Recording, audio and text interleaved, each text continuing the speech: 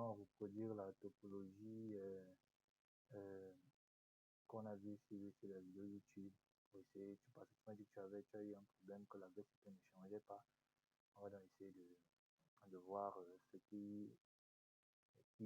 tu n'as pas fait ou alors ce qui t'est passé de travers. Bon, voici le réseau. Moi, j'ai essayé de simplifier, mais tout en gardant la même idée.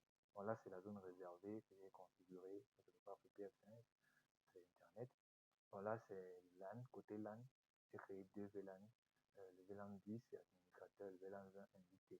Donc, le seul qui est dans le VLAN 20 ici, c'est lui, la machine Parrot OS. Euh, Là, c'est la machine qui a Linux et tout. Donc, la différence avec lui, c'est que moi, j'ai émulé tout. J'ai émulé, mais j'ai tout émulé ici.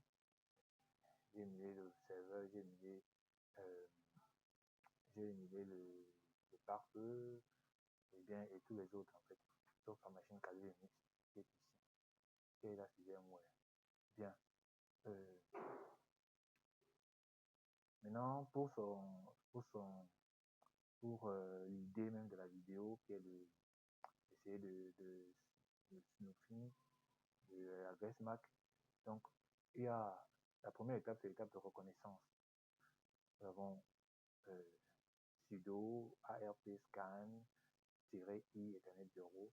Cette commande, il faut détailler, il faut que d'abord comprendre la commande. Sudo, c'est nécessaire pour passer en mode privilégié de Kali Linux.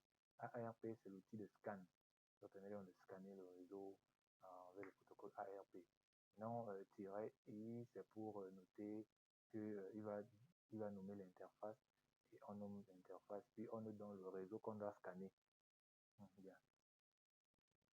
Ok, donc je vais tout simplement copier là et je vais venir coller ça sur mon Kali Linux ici. Voilà.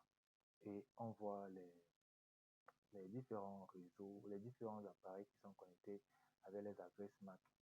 Bon, comme on peut voir là, voici un premier PC qui répond 20. Moi, je vais m'intéresser à celui-ci. Bien. La deuxième étape, comme on a déjà fait la reconnaissance, on a déjà les adresses MAC, les adresses IP, les adresses MAC. La deuxième étape, c'est l'usurpation dans l'identité MAC.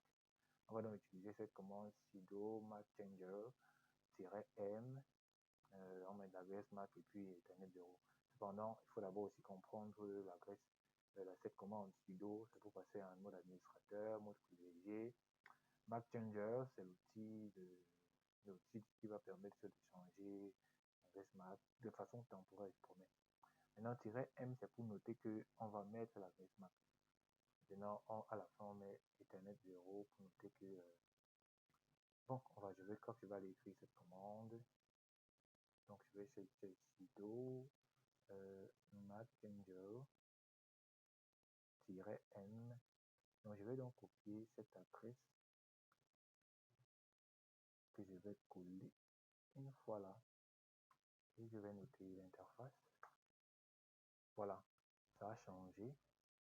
Maintenant, je pense que c'est ici que tu avais un problème. Tu disais que quand tu regardes comme ça, en effet, l'adresse MAC a bel et bien changé, mais surtout, l'adresse IP est restée la même.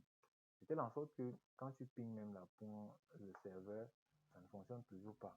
Oui, c'est normal. Il faut juste redémarrer la carte réseau. Donc, je préfère manuel. Tu viens juste là, tu éteins ça, après tu redémarres. Voilà. Je vais essayer. Tu vas voir que l'adresse a déjà changé. Il faut juste redémarrer la carte réseau. Hein. C'est tout juste ce qu'il y a à faire. Donc, tu vois que l'adresse IP a déjà changé. On a une nouvelle adresse MAC. De telle sorte que si je ping maintenant, tu vas voir que ça passe. Je pense que c'est ce petit problème que tu as eu. Juste, il faut redémarrer l'adresse MAC. Il faut redémarrer la carte réseau, c'est tout. C'est une topologie assez lorsqu'on comprend les termes et les aboutissants. Lorsqu'on comprend les tenants et les aboutissants, c'est assez simple. Et la troisième étape, c'est la restauration de l'adresse MAC originale. Pour restaurer, c'est sudo mac changer espace-p et on a l'interface que l'on va restaurer. Donc, par exemple, là, je vais donc copier ça et c'est bon. Si je ping encore, bon, là encore, même pour que ça ne donne pas, il faut toujours redémarrer. Et le grand frère n'a pas noté ça dans la vidéo, mais c'est très important d'ailleurs. Il faut encore redémarrer pour que les configurations initiales viennent. Voilà. Maintenant, ça ne passe. Je pense que c'est le petit détail qui est passé inaperçu dans ta configuration. Cependant, moi, je vais continuer la topologie. Comme tu as vu, j'ai essayé de configurer un VPN là. Donc, je pense que pour ton problème là, c'est juste de redémarrer la carte réseau et je pense que c'est tout. Bien.